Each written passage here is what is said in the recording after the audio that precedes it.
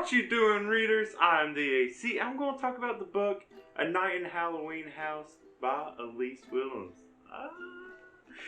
Actually was already a fan of Elyse Willems from Funhouse, from her husband's YouTube channel.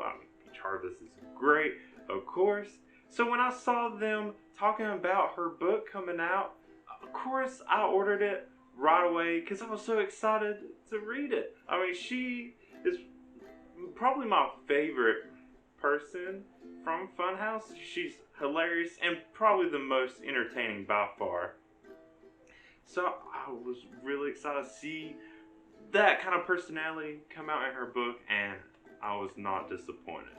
Now, just to be warned, I'm going to talk about all the things I love about this book, so there are going to be plenty of spoilers. So if you haven't read it yet, you should. It's, of course, not exactly meant for just adults to read. It is more for the younger audience, but it's still enjoyable. It's a quick read too, so there's really no reason you shouldn't read it.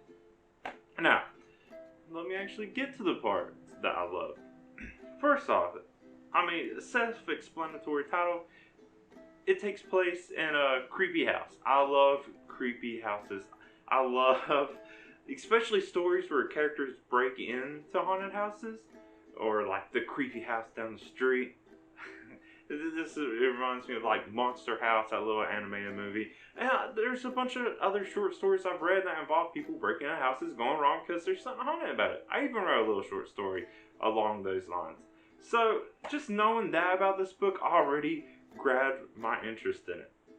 Aside from that, there's a whole lot of nostalgia packed into this book, even for such a small book. The four main characters are Billy, Germ, Chuck, and Phil. Now, for some reason, whenever I thought about Chuck's character, I kept thinking of Chunk from Goonies. I don't know why, but it kept crossing my mind. And then once that happened, I started thinking of Billy as Mikey, then Germ as Mouth, and then I guess that left Phil as Data, I guess. And it makes sense. Billy is kind of the leader of the group.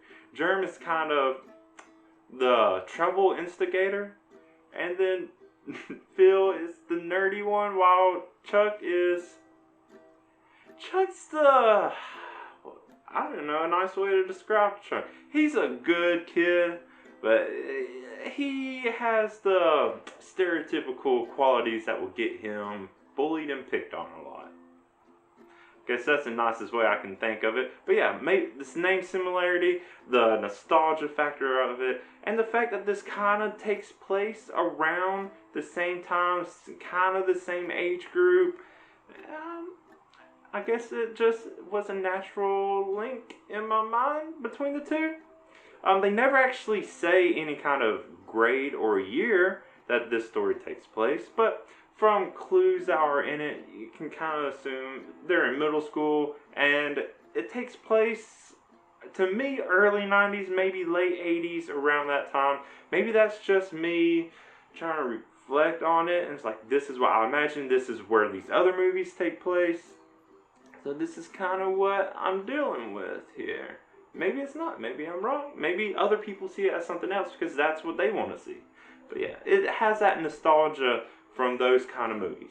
Especially since the opening scene is kind of reminiscent of Sandlot. It has the four of them playing in this empty lot, and then they hit the ball and goes into the yard of this creepy house. It wasn't a creepy house, it was a dog in Sandlot, but yeah.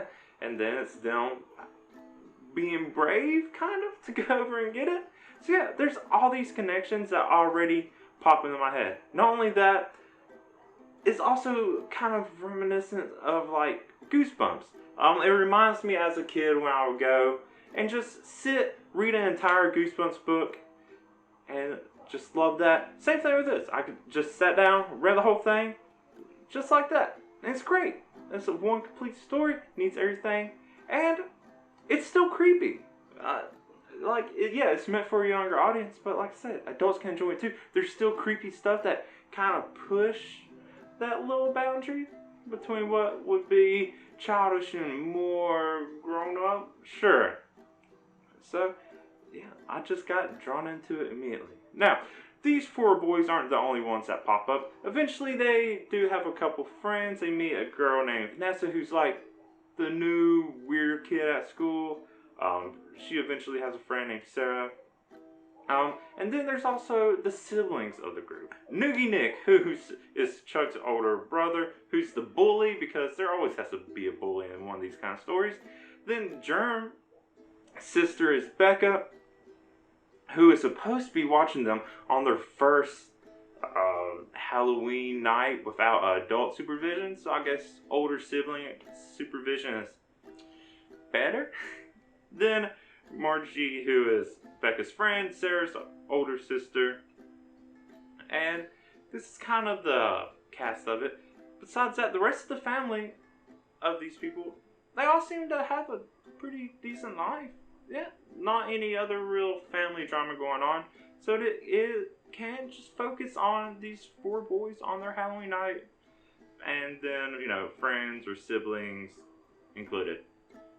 So, the Halloween night is going fine at first. Becca pretty much just ditches them to go hang out with her friend. That leaves the boys with Vanessa and Sarah. Sarah's kind of there. And then mid-sentence, literally, Billy talking to her, Noogie Nick shows up to try to ruin the night.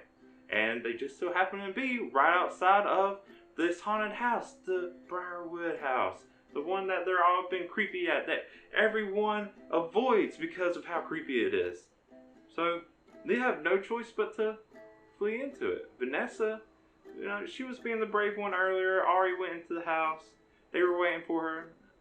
Now they're going after her, whether they like it or not. Sarah, she kind of just waits there. She kind of, I don't know what she does the rest of the night. Cut off literally mid-sentence. Then we don't see her again until the end of the book. I guess she just hangs out outside. Maybe she goes off to find her sister. We don't know what happens to her the rest of the night. And this leads them inside. Once they get inside, they see that Vanessa is gone. Only her hat is left. Where'd she go? And then the rest of them start disappearing as they start touching stuff. Cool, already a bit of mystery for it. So, where does all of them go? Billy ends up in a room with this kind of Dr. Jekyll and Mr. Hyde kind of deal. Germ ends up with a mafia puppet that mistakes him for someone else also in the mafia. And this is probably one of my favorite scenes in the book, mainly because all the puppets' lines, I imagine Elyse voicing them, because like I already know she likes the Muppets and stuff like that, and like the kind of humor that came out of this puppet is exactly something I would imagine her saying. Of course she wrote it, so technically it is, but it was the funniest part for me just because of me imagining that. Now, moving on from that, Phil is in the attic with some decrepit old woman who literally looks like she's falling apart, who's just has no idea what she's going on about. And then Chuck is downstairs with some kind of mashup of a terrifying monster who eventually locked himself in a cage to get away from it because he's dressed up as food to this monster. So yeah, he's a little scared. Now, it's these scenes, all of them, all their situations are actually really creepy and pretty intense. Trying to figure out what's going to happen to them. And it also raises the possibility while I was reading, it's like, this house already has so much going on. There could be even more. There could be a whole other layer to this house that could have a whole nother book. Well, that lasts until the end. Okay, so throughout the beginning, thinking of this house, thinking of Vanessa, I was like, okay, Vanessa disappears. Yeah, this whole house, it could be a trick. This whole house could actually be a trick. Pulled by Vanessa, because she was like being brave about it. She didn't really care. I was like, there's something going on here. turns out it wasn't a trick. It just wasn't as bad as they thought. Yeah, turns out this is a whole kind of Addams Family deal. So everything they saw actually was real. It actually was a bad situation, just not bad in the worst way. Turns out the guy Billy had to deal with, the Dr. Jekyll and Mr. Hyde, it was actually Vanessa's dad. They've been living there. This was the first year Vanessa actually went to go to school. Her dad's a scientist, and Halloween is a night where everyone of the, I guess, supernatural, the creepy realm get together in the house to party it up. So then they see all this. The creepy woman in the attic was Vanessa's French tutor. The monster that trapped Chuck was her pet named Fluffy, which I guess it's a cute name. I'm not really sure. I would think it was Fluffy. And then the puppet was just a puppet, I guess. Just a crazy puppet. Maybe it had a sense of humor and was just amusing itself with Germ. Who knows? But yeah, everything was actually a good night. And they all really found out everything was cool. Nothing was really, I guess, endangering them. But everything was real. And that's one of my favorite parts about this is it wasn't a trick. It wasn't a misunderstanding. Everything did happen. It was bad. It just wasn't as bad. And it's great. So yeah, there was the quick twist at the end to be a happy ending. But what did I expect? Was I expecting it to be bad? To have a bad ending for these kids? Does that make me a bad person that I would expect and want that kind of stuff? No. Yeah, they're kids. It should be a happy ending, and it did. And everyone ends up as better friends. Sarah and Vanessa become better friends. Sarah even wants to take one of the Fluffy's babies, which don't know how Fluffy has any babies.